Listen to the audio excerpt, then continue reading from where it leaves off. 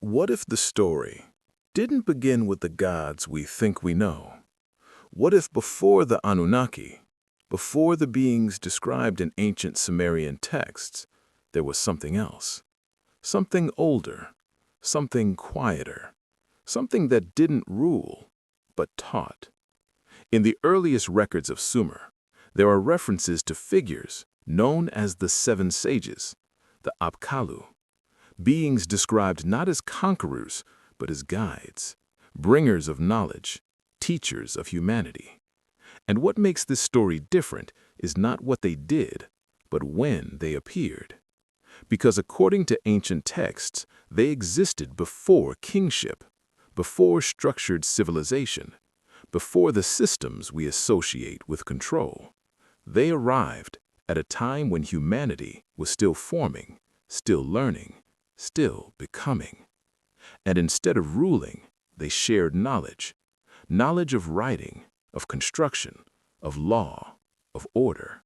As if they were preparing humanity, not controlling it.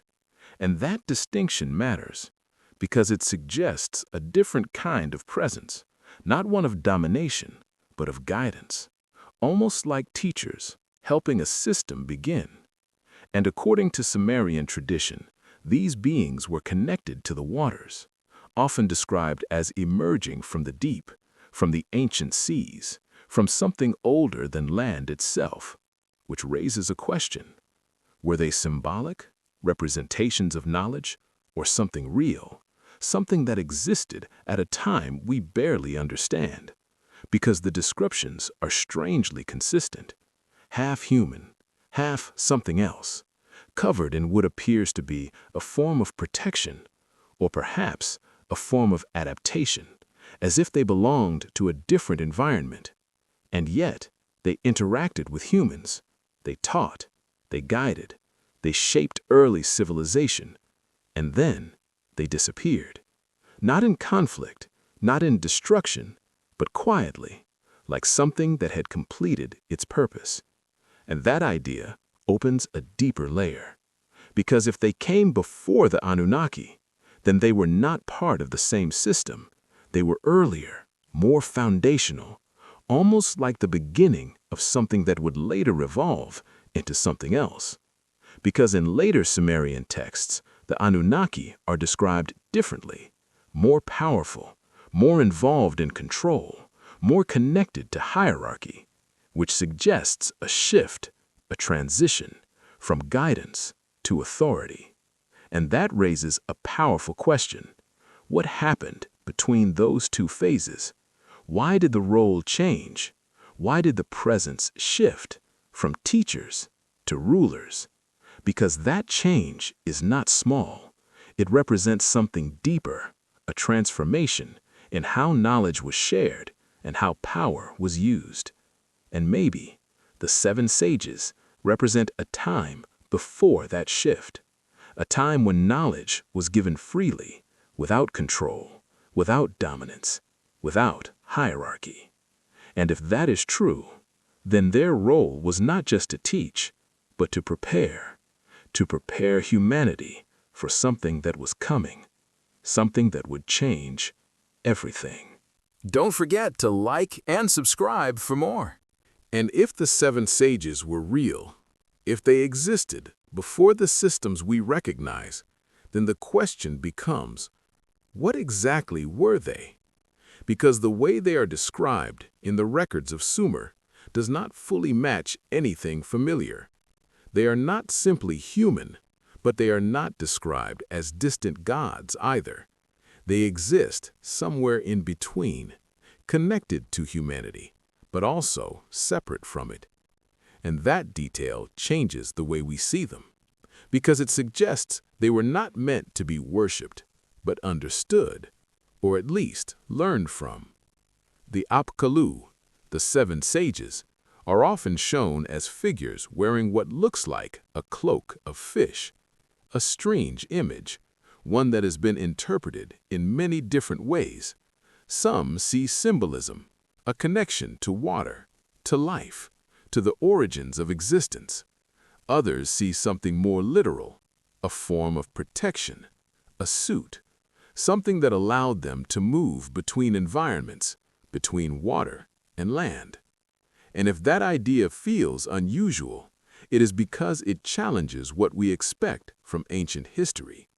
But the deeper we look, the more these descriptions begin to feel intentional, because across multiple texts and carvings, the same patterns appear, the same forms, the same roles, always teaching, always guiding, always connected to knowledge, and then always leaving, never staying long enough to become rulers, never establishing dominance, never building power structures, only influencing and then disappearing, as if their presence was temporary by design. And that raises something even more interesting, because temporary influence suggests a mission, a purpose, something they came to do, and once completed, they were gone. And if that is true, then what exactly did they complete? Because the early stages of civilization did not just appear randomly. There was a shift, a moment in time where humanity moved from simple survival to structured living, to cities, to writing, to law. And that shift happened faster than we fully understand, almost as if something accelerated it, almost as if something guided it forward.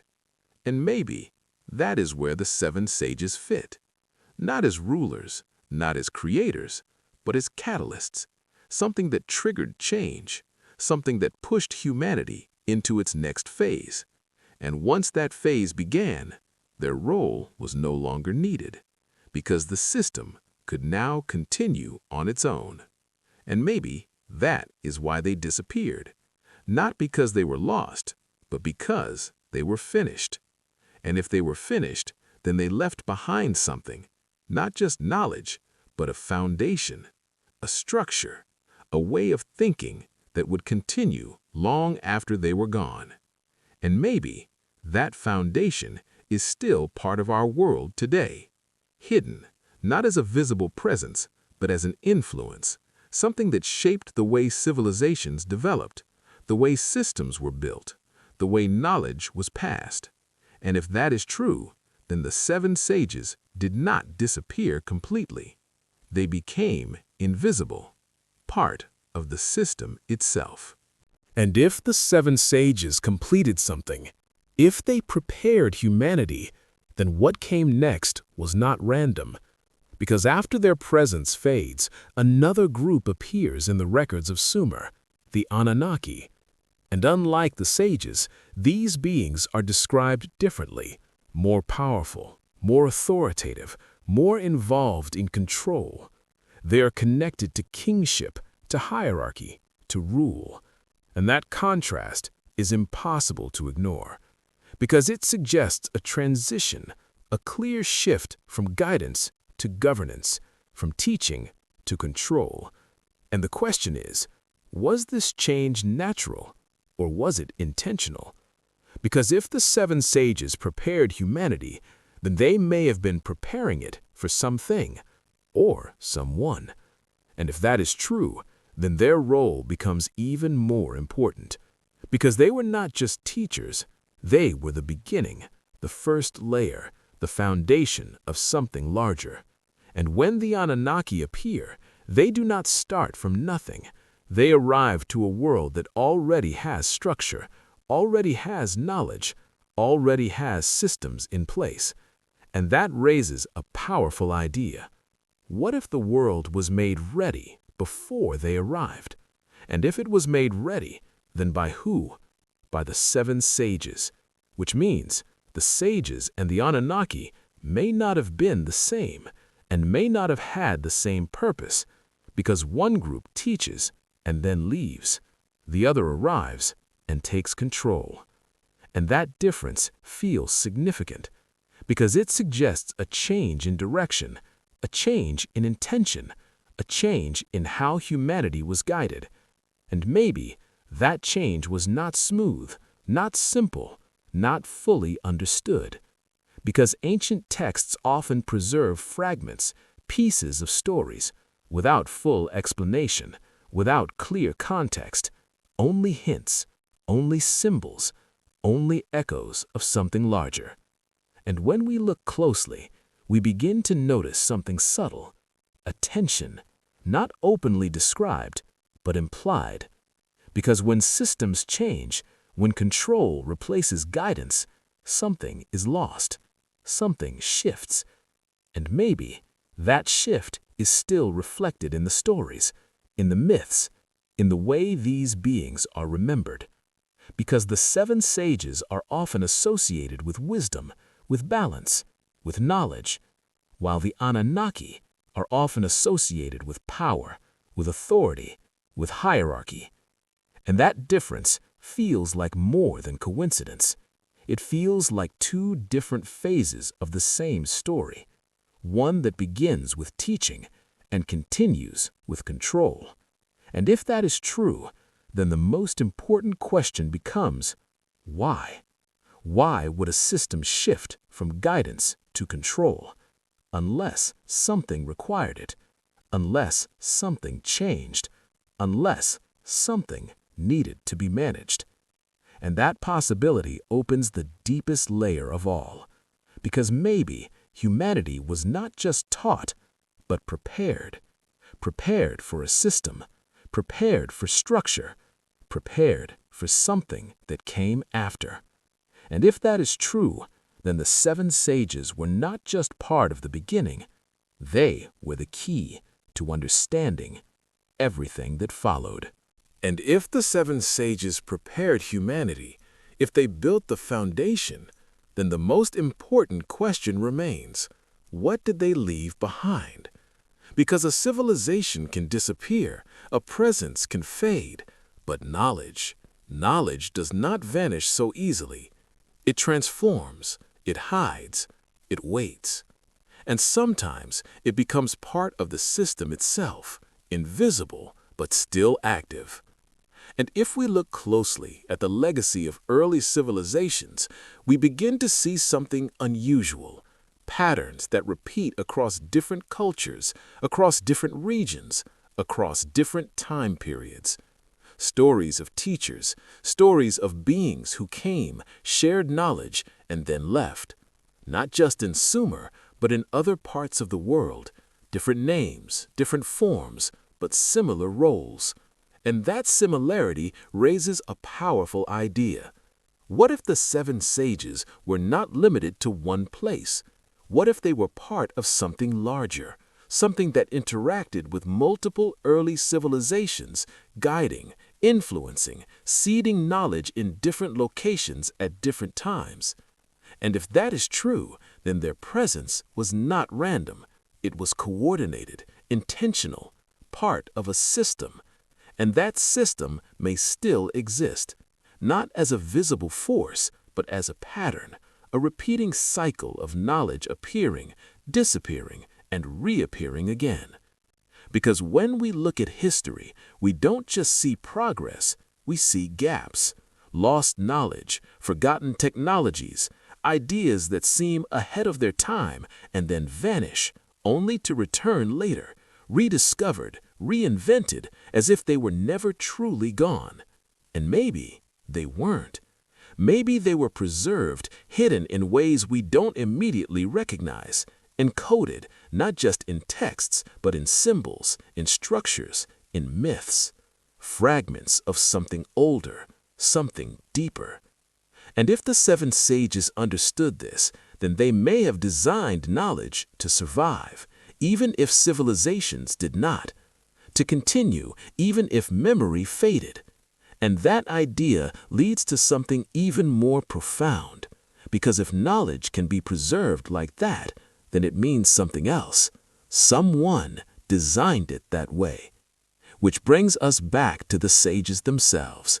Because if they were not just teachers, if they were not just symbols, then what were they really? Were they human or something beyond? Something that existed before recorded history? Something that understood systems, patterns, cycles at a level far beyond early humanity? Because to guide a civilization, to accelerate its development, To leave behind knowledge that lasts for thousands of years requires more than intelligence.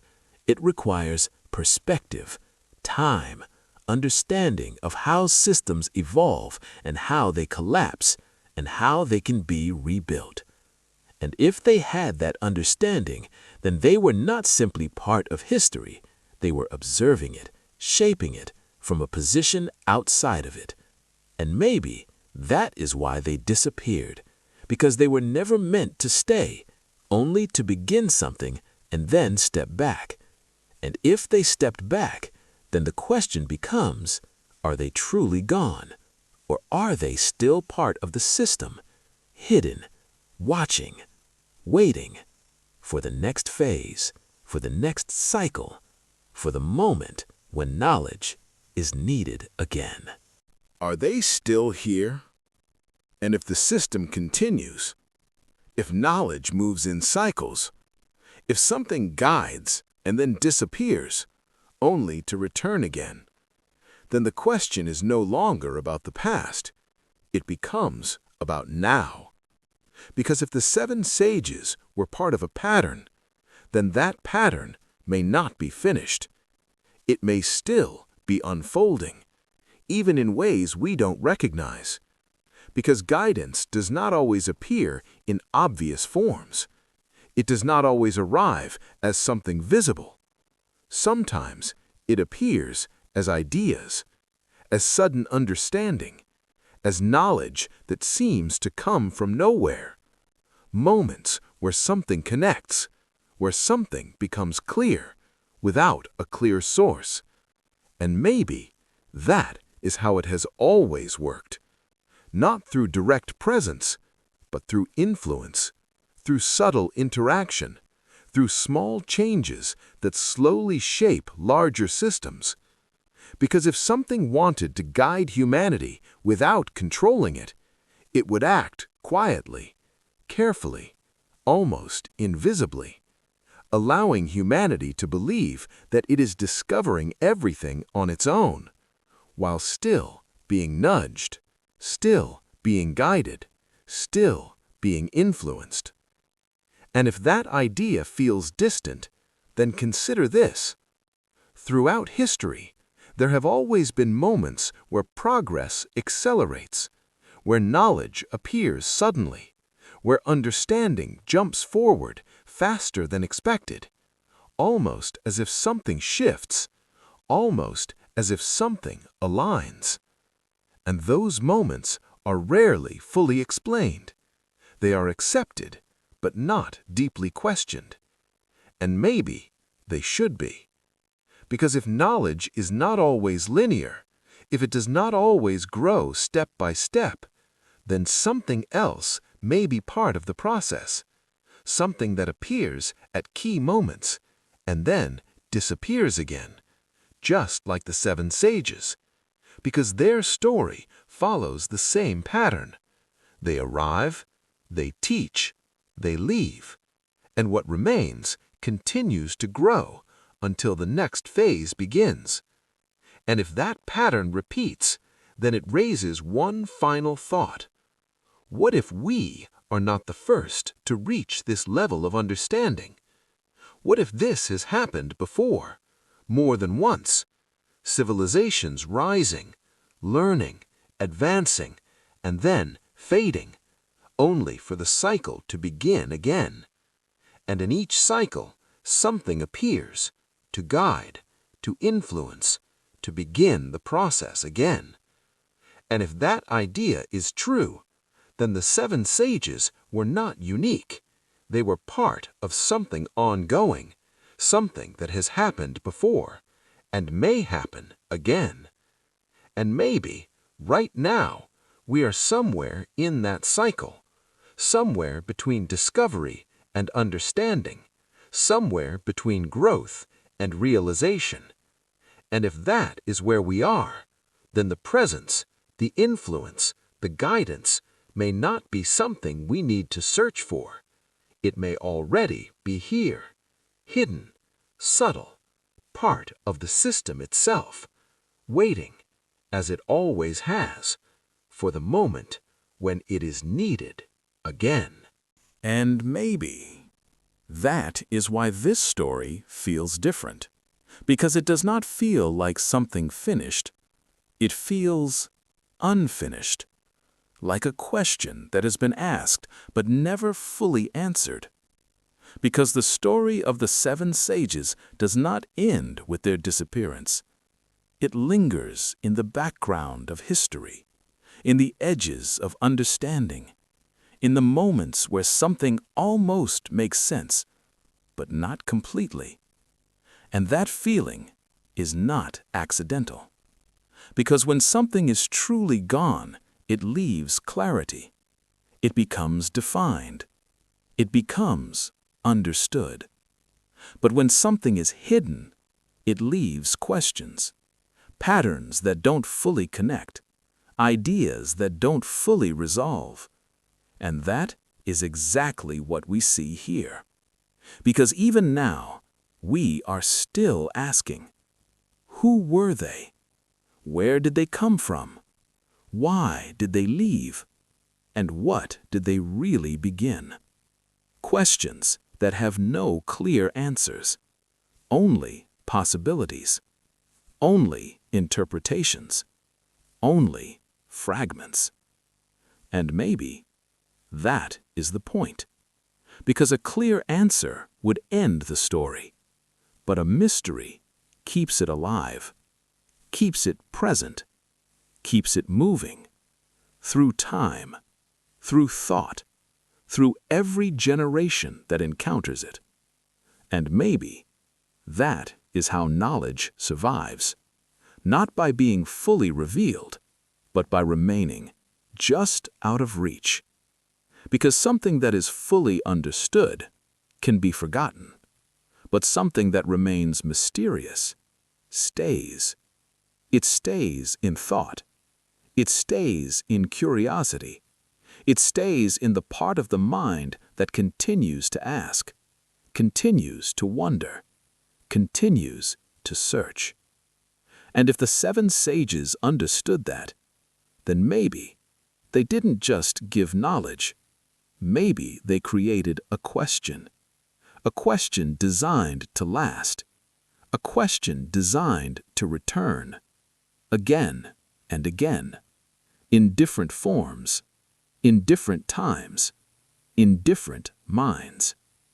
And maybe that question is what we are experiencing now. Because even now, after everything we've explored, everything we've considered, everything we've imagined, one feeling remains. Something is missing. Something is still hidden. Something is still waiting. And maybe it always has been. And maybe that is where the real mystery begins. Not in the past, not in ancient texts, not in forgotten civilizations, but here, in the present moment. Because every question we've explored, every possibility we've considered, leads to something unexpected. It leads back to us. Because the story of the 7 sages is not just about who they were or where they came from. It is about what they started and what continues through time, through generations, through minds. And if their purpose was to guide, to influence, to begin a process, then that process did not end with them. It continued, and it continues still. In the way we think, in the way we question, in the way we search for meaning. Because curiosity, the desire to understand, the need to explore the unknown, these are not just traits. They are signals.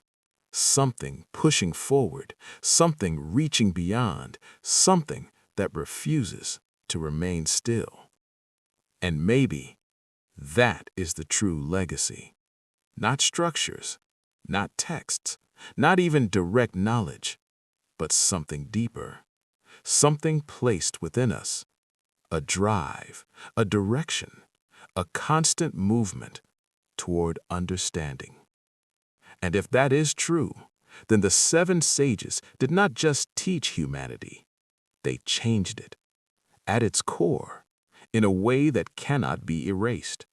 Because even if everything else is lost, even if records disappear, even if history fades, that drive remains, that question remains, that search continues. And maybe that is why this story still matters. Because it is not finished, it is happening right now. In every question, in every idea, in every moment where something unknown feels just within reach. And maybe that feeling is not coincidence. And after everything, after all the questions, all the possibilities, all the fragments that almost connect, the silence returns. Not empty, but full. Full of something that cannot be fully explained, because some stories do not end with answers. They end with awareness. And the story of the 7 sages is one of them. In the ancient records of Sumer, they appear, without origin, without clear beginning. They teach, they guide, they shape the early path of humanity.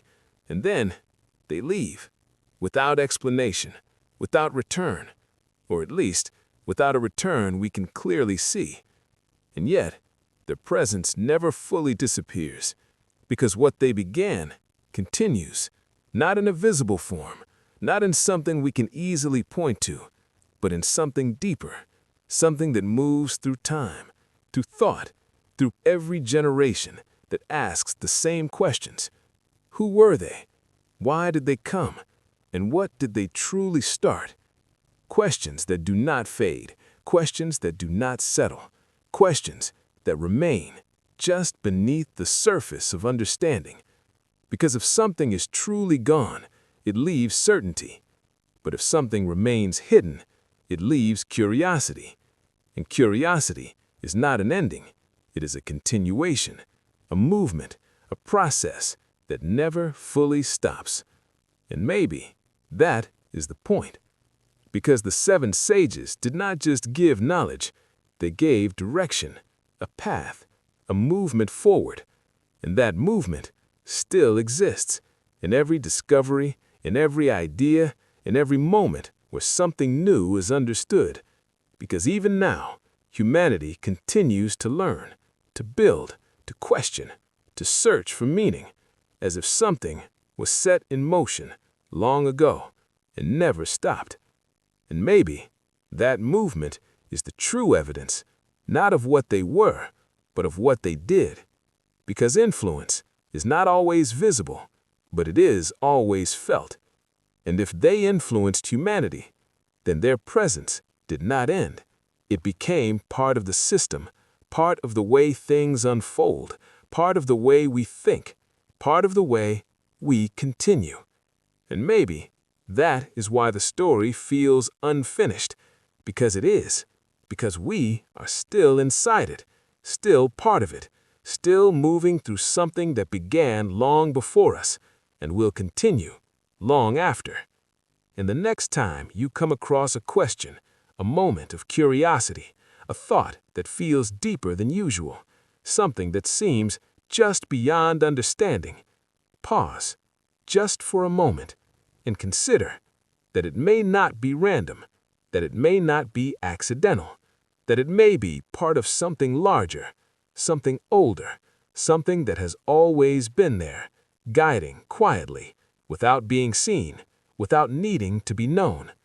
Because not everything that shapes us is visible, not everything that guides us is understood, and not every beginning is remembered. But that does not mean it didn't happen. And as the world continues, as time moves forward, as knowledge grows, one question remains, unanswered, unresolved, still waiting. Were the 7 sages just a story, a myth, a symbol of human imagination, or something more, something real, something that came, changed everything, and left only traces behind, traces that still exist, hidden in history, hidden in thought, hidden in us. And maybe the answer has always been there, not in the past, not in the sky, but somewhere closer, somewhere quieter, somewhere we have not fully looked yet.